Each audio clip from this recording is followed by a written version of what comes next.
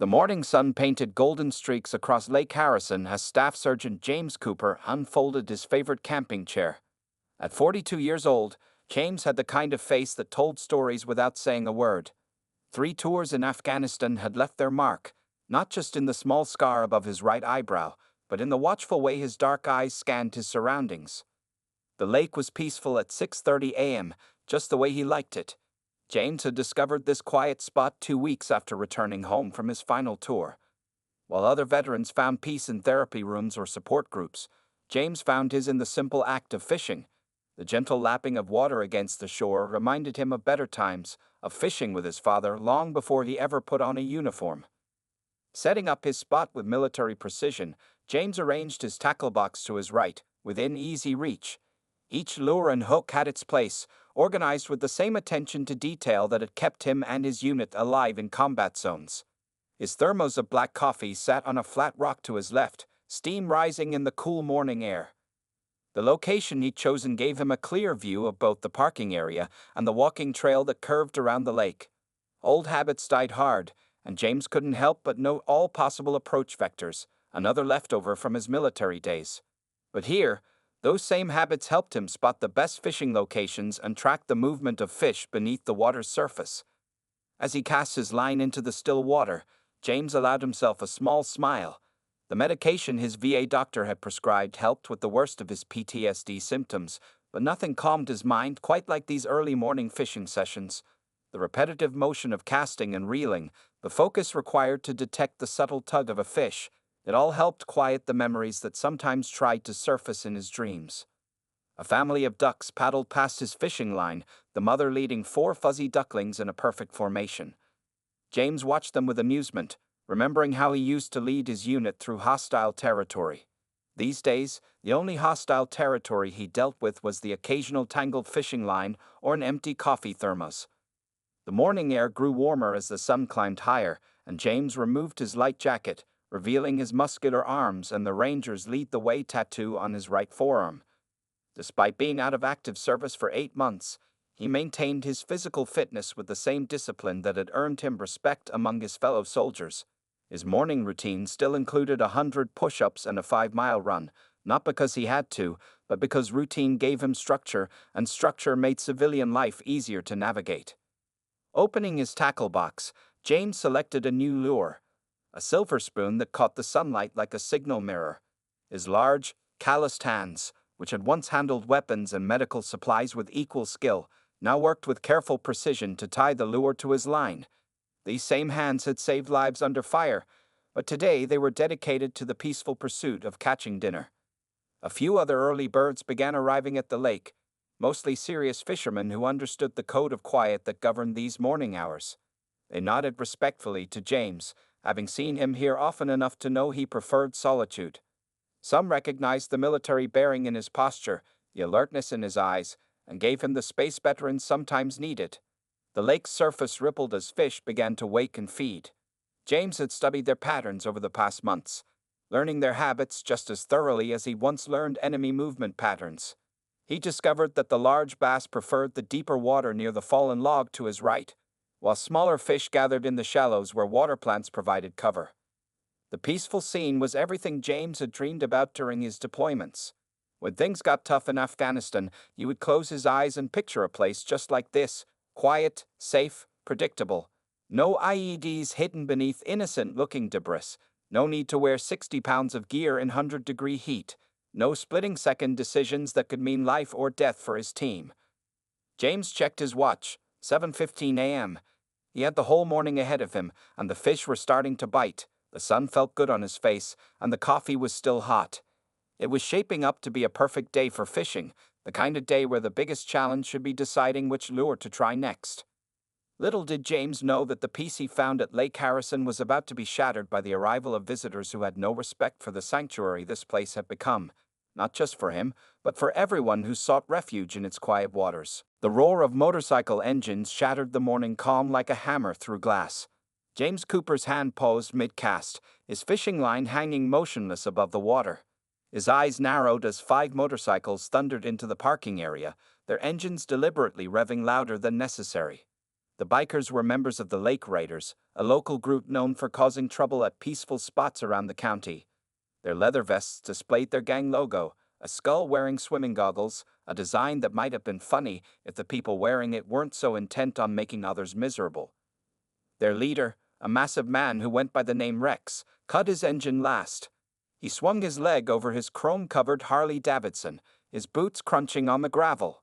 Standing at 6'3" and weighing close to 300 pounds, Rex had the look of someone who solved most of his problems with his fists. His arms were covered in faded tattoos, and a thick beard couldn't hide the mean set of his jaw. The other bikers, 2 men and 2 women, followed Rex's lead, parking their motorcycles in a way that blocked most of the lot's entrance. They were all wearing the same leather vests, though theirs had fewer patches than Rex's. One of the women pulled out a portable speaker from her saddlebag, and seconds later, heavy metal music blasted across the previously peaceful lake.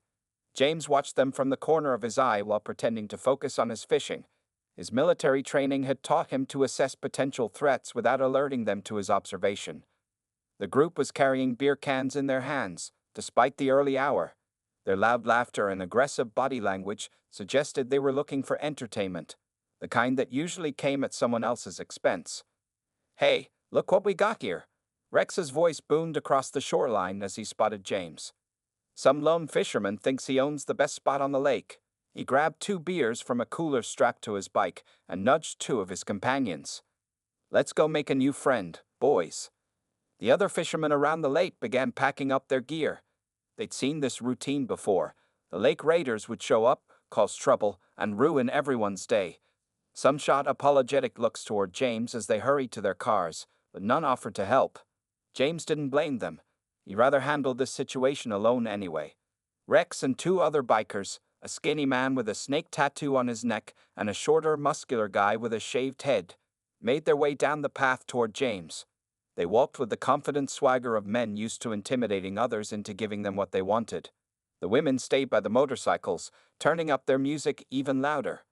"Nice boots you got there, soldier boy," Rex called out, noticing James's military-issue footwear.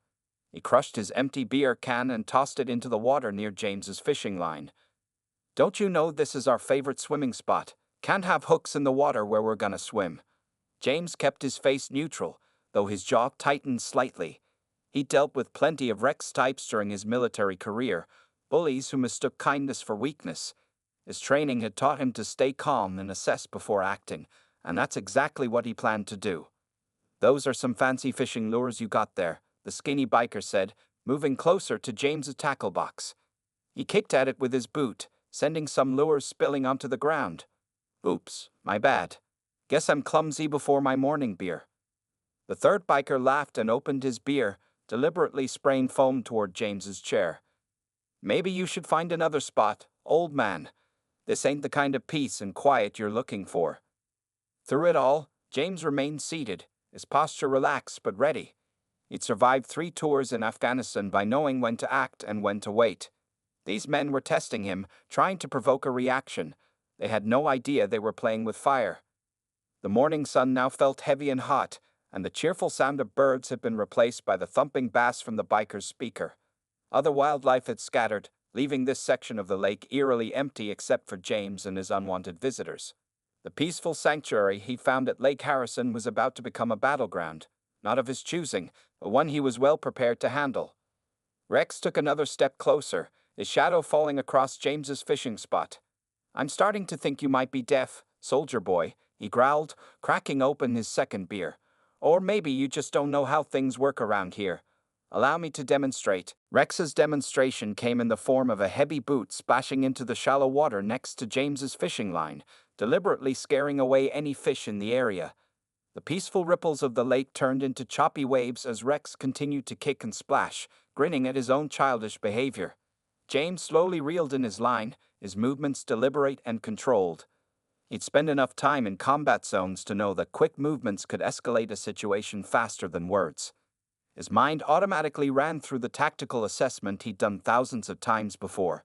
3 men within striking distance, 2 women by the motorcycles who might or might not join a fight, multiple possible weapons in their boots and pockets. "You know what I see when I look at you," Rex said, moving even closer to James's chair. I see a man who thinks he's better than us because he wore a uniform. Probably got some fancy medals too, didn't you? Well, guess what? This ain't the army, and a rank doesn't mean shit here. The skinny biker with the snake tattoo had circled around behind James's chair, trying to create a tactical advantage. It was a move that might have worked on an ordinary fisherman, but James had spent years training to maintain awareness of his surroundings. He could hear the crunch of gravel under the biker's boots, could sense exactly how far away he was. Look at him, just sitting there, the third biker laughed, finishing his beer and throwing the can into James's tackle box. Maybe he's scared. Maybe all that military training ain't worth nothing when you're outnumbered. James finally spoke, his voice calm and measured. I'd like you to step back and stop throwing trash in the lake. His words carried the weight of authority without aggression, the same tone he used to command troops in high-pressure situations. Rex's face reddened at being given an order. He kicked James's tackle box, sending fishing gear scattering across the ground. Or what, soldier boy? You gonna write us up for littering? The other two bikers laughed, but there was tension in their voices now. Something about James's composure was making them uneasy. The women by the motorcycles had turned down their music slightly, sensing that the situation was moving beyond their usual harassment routine. They watched intently as Rex moved closer to James, entering the danger zone that any trained combat veteran would recognize. Maybe we should just rough him up a bit, the skinny biker suggested, trying to sound tough despite the slight tremor in his voice. Teach him that this is our lake now. James remained seated, but his body had subtly shifted into a position that would allow him to move in any direction instantly. His eyes tracked every movement around him, noting how Rex's stance left him off balance, how the skinny biker's hands shook slightly, how the third man kept glancing back at the women as if seeking approval. Last warning, James said quietly, his words barely carrying over the sound of the lake's waves. Step back, pick up your trash, and find another spot to spend your morning. Rex's face twisted into an ugly sneer. He reached down and grabbed James's thermos of coffee, unscrewing the cap. Or what? What you gonna do about it, tough guy? He turned the thermos upside down, letting the coffee pour out onto the ground. The atmosphere around the lake had become electric with tension. Even the birds had gone silent, as if nature itself was holding its breath. The morning sun cast long shadows across the scene, turning the spilled coffee into a dark stain on the earth. James watched his coffee seep into the ground, his mind calculating distances and angles, assessing threats and planning responses. He tried to avoid this confrontation, had given them every chance to walk away. Now they were about to learn why combat veterans deserve respect, not because of their past service, but because of the skills and discipline that service had instilled in them. Why don't you stand up? Rex growled, throwing the empty thermos aside. Stand up and show us what the mighty U.S. military taught you. The other two bikers moved closer, thinking they had the advantage of numbers. They didn't realize that James had already mapped out exactly how he would handle multiple attackers, just as he'd been trained to do. His muscles tensed imperceptibly beneath his casual clothing, ready to explode into action. The moment of violence hung in the air like a thundercloud about to break. James knew that the next few seconds would determine how this situation played out, and he was prepared for whatever came next. These bikers were about to learn a harsh lesson about judging a book by its cover, especially when that book contained chapters written in combat zones across the world. James rose from his chair with fluid grace, his movement so smooth and controlled that it caught the bikers off guard. They had expected him to either stay seated in fear or jump up in anger. Instead, he stood like a man who had all the time in the world, though his eyes never stopped tracking their positions. Look who finally decided to stand up. Rex laughed, but his laughter carried a note of uncertainty.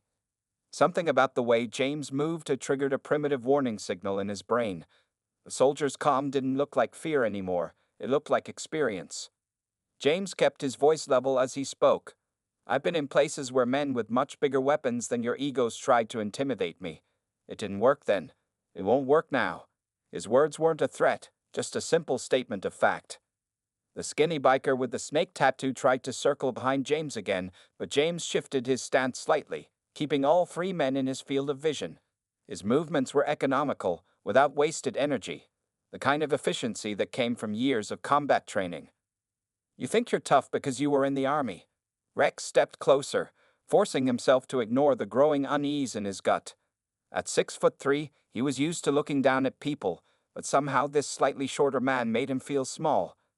"This ain't Afghanistan, soldier boy. This is our territory." James noticed how Rex's right hand kept twitching toward his pocket, where the outline of a knife was visible. The skinny biker was wearing steel-toed boots, and the third man had brass knuckles partially hidden in his palm. They were used to fighting dirty, but they weren't used to fighting someone who had been trained to spot these details. "You're right about one thing," James said. "This isn't Afghanistan. There I had to worry about bombs and snipers. Here, I'm just dealing with three men who never learned to respect others or themselves." Rex's face turned purple with rage. He wasn't used to being talked to this way, especially not in front of his gang. "You got a smart mouth on you, soldier. Let's see how smart you are when." The biker's words were cut off as he swung a massive fist at James's face. But James wasn't there anymore. He had shifted just enough for the punch to miss, letting Rex's momentum carry him forward off balance. In the same fluid motion, James stepped to the side, his right hand catching Rex's extended arm. What happened next was almost too fast for the other bikers to follow. Using Rex's own forward momentum and weight against him, James guided the larger man face first into the ground. The move was precise, controlled, not meant to cause serious injury, but to demonstrate the vast difference in their combat capabilities. The skinny biker rushed forward with a yell, his steel-toed boot aiming for James's knee. But James had fought in conditions far worse than this, against enemies far more skilled. He stepped inside the kick, deflecting it with his shin while simultaneously grabbing the biker's vest. A quick twist of his hips sent the skinny man flying over his shoulder, landing hard next to Rex, who was still trying to understand how he'd ended up eating dirt. The third biker, seeing his friends go down so easily, raised his fists in what he thought was a boxing stance. The brass knuckles glinted in the morning sun. "You're dead now, soldier boy," he snarled, but his voice trembled. James didn't bother with words anymore. As the third biker threw a wild punch, James slipped past his guard like water flowing around a rock. His elbow struck a precise point on the biker's solar plexus, folding him over like a paper doll. A swift sweep of his legs sent the man tumbling to join his companions on the ground. The entire confrontation had lasted less than 30 seconds. The two women by the motorcycles stood frozen, their mouths hanging open in shock. They had watched their supposedly tough male friends get dismantled by a man who hadn't even appeared to break a sweat. Rex pushed himself up to his hands and knees, spitting dirt and curses. His face was a mask of humiliation and rage as he reached for the knife in his pocket. But before he could grasp it, he felt James's boot press lightly, but firmly between his shoulder blades. "Don't," James said quietly. "You've already made enough bad decisions today. Don't make another one." His voice carried the weight of someone who had seen real violence, real consequences, and wanted to prevent more of both. Rex lay face down in the dirt, James's boot still pressing firmly between his shoulder blades. The morning air hung heavy with tension as the other two bikers groaned on the ground, slowly recovering from their swift introduction to military combat training. The lake's gentle waves seemed to mock the silence that had fallen over the scene. "Now," James said, his voice carrying the calm authority of a seasoned commander, "I'm going to remove my boot, and you're going to listen carefully to what I have to say." He lifted his foot slowly, staying ready for any sudden movements. "Stand up, all of you." The three bikers struggled to their feet, their earlier bravado replaced by a mix of anger, fear, and embarrassment. The women by the motorcycles had turned off their music, watching the scene unfold with a combination of shock and growing respect for the soldier they had underestimated. "First thing you should know," James continued, maintaining his ready stance while appearing relaxed, "is that what just happened was me being gentle. In Afghanistan, I had to train soldiers to survive against people who wanted to kill them. I had to teach them how to stay alive when everything around them was trying to end their existence." Rex touched his bloody nose, his eyes darting between James and the knife still in his pocket, but something in James's steady gaze told him that reaching for that knife would be the last mistake he'd make today. "Second thing," James said, taking a step forward that made all three men instinctively step back, "is that I chose to come here for peace and quiet. Not because I'm weak, not because I'm afraid, but because after seeing enough violence to last 10 lifetimes, I prefer the simple sound of water hitting the shore." The skinny biker with the snake tattoo was rubbing his shoulder where he'd hit the ground. The third man still couldn't stand completely straight, his breathing shallow from the precise strike to his solar plexus. They looked like students who had just received a harsh lesson from a teacher they hadn't known they needed. I could have broken bones, James continued, his voice level but intense. Could have caused injuries that would take months to heal. Instead, I chose to show you the same mercy I hope you'll show others in the future. Your pride might be hurt, but everything else will heal by tomorrow. One of the women called out from near the motorcycles, her voice carrying a note of newfound respect. Rex, maybe we should find another spot. Leave the soldier to his fishing. Her words seemed to break some of the tension in the air. James bent down and began picking up his scattered fishing gear, but his awareness never left the three men. He'd seen too many wounded enemies try for one last attack to let his guard down now. Here's what's going to happen next, he said as he organized his tackle box. You're going to pick up every piece of trash you threw in and around this lake, and you're going to leave, and you're not going to come back to harass people here again. Rex's face twitched with humiliation, but he didn't argue. The quick, efficient way James had taken them down had taught him more about real fighting than all his years of barroom brawls. And if we don't? The third biker asked, though his voice lacked any real challenge. James straightened up, his eyes moving from one man to another.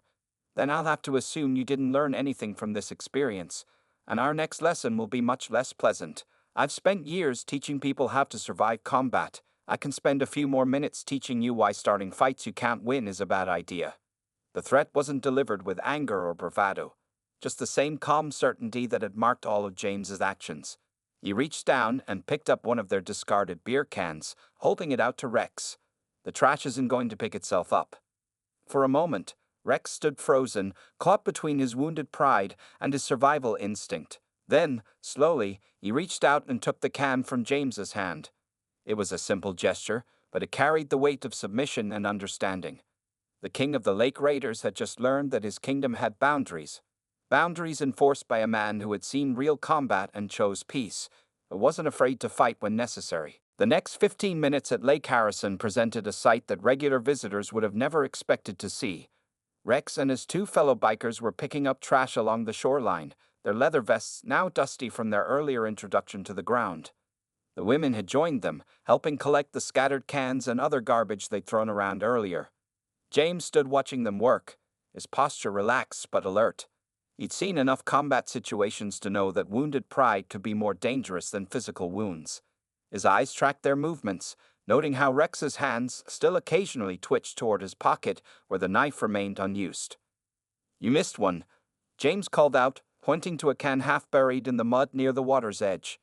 The skinny biker with the snake tattoo hurried to retrieve it, his previous swagger replaced by something close to military efficiency. It was amazing how quickly people could learn respect when it was taught properly. As they worked, other fishermen began returning to their spots around the lake. Word had spread quickly about what happened, and now they watched in amazement as the notorious Lake Raiders cleaned up their own mess under the supervision of the solitary veteran they tried to bully. One older fisherman approached James, keeping his voice low. Been fishing here 30 years, he said, shaking his head in wonder. Never thought I'd see these troublemakers taken down a notch. You military folks are something else. James acknowledged the comment with a slight nod, but kept his attention on the bikers. He'd learned in Afghanistan that the cleanup after a confrontation was just as important as the confrontation itself. It was about establishing new patterns, new understandings. The third biker, still moving gingerly from the strike to his solar plexus, approached James with a handful of trash. Where should we put all this? He asked, his voice carrying a note of genuine respect that hadn't been there an hour ago. Take it to your bikes, James replied. And next time, bring trash bags if you're planning to have drinks anywhere. Better yet, save the drinking for after you're done riding. The advice was delivered in the same calm, authoritative tone he'd used with new recruits who needed guidance rather than punishment. Rex had been unusually quiet since getting up from the ground. Now, as he gathered the last of the garbage, he seemed to be wrestling with something inside himself. Finally, he walked over to James, keeping a respectful distance this time. Look, Rex said, his voice gruff but lacking its earlier hostility. About earlier, we might have gotten off on the wrong foot.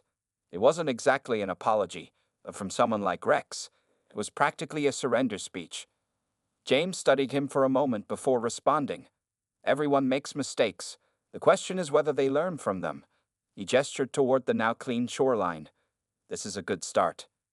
The two women had returned to their motorcycles, but instead of turning the music back on, they were packing up their things. One of them called out to Rex, "Maybe we should check out that spot by the old bridge instead. Heard the fishing's good there too." Rex nodded, apparently grateful for the excuse to leave without losing more face. He turned back to James. "You know, my old man was in Vietnam. Never talked about it much, but he had that same look you got. That way of moving." He paused, seeming to choose his next words carefully. "Guess I should recognize it sooner." James understood what Rex wasn't saying. Some lessons had to be learned the hard way, but that didn't mean they weren't worth learning. "Your father's generation taught mine a lot about combat," he said. "We tried to honor their lessons." The skinny biker and his friend had already started their motorcycles, clearly eager to put this morning's embarrassment behind them. Rex lingered for one more moment, then reached into his pocket. James tensed slightly, but Rex simply pulled out his wallet and extracted a business card. "I run a garage over in Milton," Rex said, holding out the card. "You ever need work done on a car or bike, stop by. We'll give you the veteran's discount." He managed a rough smile. "Least we can do for the morning's education." James took the card with his free hand, his others still ready for any last-minute changes in the situation. But he could see in Rex's eyes that the fight was truly over, not just for today, but for good. Sometimes the best victories weren't the ones that ended in total defeat, but the ones that ended in mutual understanding. The sound of motorcycle engines faded into the distance as Rex and his group left Lake Harrison. James watched them go, Rex's business card still in his hand. The morning sun had risen higher now, turning the lake's surface into a sheet of sparkling diamonds. Other fishermen were returning to their spots, nodding respectfully to James as they passed. An elderly man who introduced himself as Bill approached James with a steaming thermos. "Saw them fellas spill your coffee earlier," he said, holding out the thermos. "It's nothing fancy, just black coffee, but it's hot." His weathered face broke into a warm smile. "Least I can do for the man who just made our fishing spot peaceful again." James accepted the thermos with genuine gratitude. The gesture reminded him of how soldiers would share supplies in the field. A simple act of kindness that meant more than the item itself. "Thank you, sir," he said, pouring some coffee into his spare cup. The familiar aroma helped bring a sense of normalcy back to the morning. As James settled back into his fishing spot, he noticed how the other fishermen had formed a loose community around him. Not too close to disturb his peace, but close enough to show solidarity. It was the kind of tactical positioning that would have made his old sergeant proud. Everyone watching each other's backs without making a show of it. A young boy, maybe 12 years old, was fishing with his father nearby. James could hear him whispering excitedly, "Dad, did you see how that soldier handled those big guys? It was just like in the movies, but better because it was real." His father shushed him, but James couldn't help smiling. The boy's enthusiasm reminded him of why he'd served, to protect that kind of innocent wonder. Bill, who had taken up a fishing spot to James's right, spoke quietly. "Those lake raiders have been causing trouble here for months. Police can't do much. By the time they arrive, the bikers are usually gone." He cast his line into the water with practiced ease. "But something tells me they won't be bothering us anymore." James nodded, checking his own fishing line. "Sometimes people just need to learn there are consequences to their actions," he said. "In the military, we had a saying, 'Peace through strength.' It wasn't about looking for fights. It was about being prepared to handle them when they found you." Word of the morning's event spread quickly around the lake. More fishermen arrived, having heard about the incident from friends who'd witnessed it. They all wanted to thank James, but they did it in the understated way of people who understood the value of quiet. A nod here, a raised coffee cup there, a shared look of appreciation. A park ranger's truck pulled up to the parking area. The ranger, a woman named Sarah who regularly patrolled the lake, walked down to where James was fishing. "Heard there was some excitement this morning," she said, her tone professional but friendly. "Everything okay here?" James explained what had happened, keeping his description factual and brief. He emphasized how the situation had been resolved peacefully, with the bikers even cleaning up their mess before leaving. The ranger seemed impressed, jotting notes in her little notebook. "You handled that better than most would have," Sarah said, closing her notebook. "Usually when people stand up to the raiders, it ends with ambulances and paperwork. Your way was much better. She paused, then added with a smile, though I wouldn't mind if you taught a self-defense class at the community center someday. As the morning wore on, the lake settled back into its usual peaceful rhythm. Fish began biting again, birds returned to their perches, and the gentle lapping of waves against the shore provided a soothing backdrop. But something had changed. There was a new sense of community among the regular fishermen, a shared experience that had turned strangers into neighbors. James felt it too, this subtle shift in the atmosphere. In Afghanistan, he learned that the strongest bonds were often formed in the aftermath of conflict, when people realized they could count on each other. Here at Lake Harrison, a similar kind of bond had formed, not through violence, but through standing up for what was right. Looking at Rex's business card one more time before tucking it into his wallet, James reflected on how the morning had unfolded. Sometimes the best way to prevent future conflicts was to handle current ones with just the right mix of strength and mercy. He'd learned that lesson in combat, and today he'd helped teach it to others. 2 weeks had passed since the confrontation at Lake Harrison. The early morning sun painted the sky in shades of pink and orange as James pulled into the parking area, his fishing gear neatly packed in his truck. The moment he stepped out, he noticed how different the atmosphere felt from that eventful morning. Several regular fishermen were already set up along the shoreline, and they greeted him with warm waves and nods. In the past 2 weeks, James had learned most of their names and stories. There was Bill, the elderly veteran who shared his coffee, Mike and his son Tommy, who still looked at James like he was some kind of superhero, and Sarah, the park ranger, who made it a point to check on the lake more frequently now. As James set up his chair in his usual spot, he noticed something new. A small wooden sign had been installed near the parking area. It read, "Lake Harrison, a peaceful community spot. Please respect others and the environment." He smiled, recognizing Sarah's influence in getting the sign approved so quickly. "Morning, James." Bill called out, already in his usual spot with 2 thermoses of coffee. "The bass are biting early today. Already caught 2 nice ones." He held up his coffee. "Want some?" "Made extra as usual." James accepted the offered coffee with a grateful nod. These morning conversations had become a welcome part of his routine, helping him feel connected to the community in a way he hadn't since leaving the military. The quiet camaraderie reminded him of dawn patrol with his unit, minus the tension of being in hostile territory. Tommy ran up to James's spot, holding something in his hands. "Mr. James, look what Dad helped me make." He proudly displayed a hand-drawn sign that read Lake Harrison Fishing Club in colorful letters. "Dad says we should start a real fishing club, and you could teach us stuff, like how to be brave and stand up to bad guys." James couldn't help but chuckle at the boy's enthusiasm.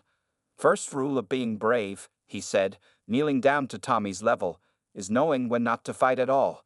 But I'd be happy to teach you about fishing." The boy beamed with pride as he ran back to show the sign to other fishermen. Around mid-morning, a familiar rumble of motorcycles approached the parking area. Several fishermen tensed up, but James recognized the sound. It was different from the aggressive revving of 2 weeks ago. Rex's motorcycle pulled in, followed by just one other bike. They parked quietly, being careful not to disturb anyone. Rex spotted James and walked over, carrying something under his arm. He looked different. His leather vest was clean, and his beard had been trimmed. "Morning, soldier," he said, his voice carrying none of its former aggression. "Brought something you might find useful." He held out what looked like a custom-made tackle box, crafted from military-grade aluminum. "Made it at the shop," Rex explained, almost embarrassed by the gesture. "Noticed your old one got pretty banged up that day. This one's waterproof, got compartments for all your gear. Even added a cup holder that won't spill." He gestured to a clever design on the side that would keep a coffee thermos secure. James examined the tackle box, appreciating the craftsmanship. "This is good work, Rex. You didn't have to do this." Rex shrugged, looking out over the lake. "Yeah, well, maybe I wanted to. Been thinking a lot about what you said that day, about respect and learning from mistakes." He paused, then added, "The raiders don't come here anymore. Spread the word that this lake's under protection. Veterans' orders." The news spread quickly among the fishermen, and the morning took on an almost celebratory feel. Bill shared more of his coffee, Mike offered around some homemade sandwiches, and even Sarah, the ranger, stopped by with donuts from the local bakery. As James sat there, Surrounded by this unlikely community of fishermen, bikers, and families, he felt something he hadn't experienced since his days in service, a sense of belonging. The lake had become more than just a quiet spot to fish. It had become a place of healing, not just for him, but for everyone who came here seeking peace. The morning sun climbed higher in the sky, its warm rays dancing on the lake's surface. Fish jumped occasionally, creating ripples that spread out in perfect circles. James cast his line into the water, knowing that he had found something many veterans spend years searching for: a new mission, a new purpose, and a new family of sorts, all brought together by an unexpected confrontation on a peaceful morning at Lake Harrison.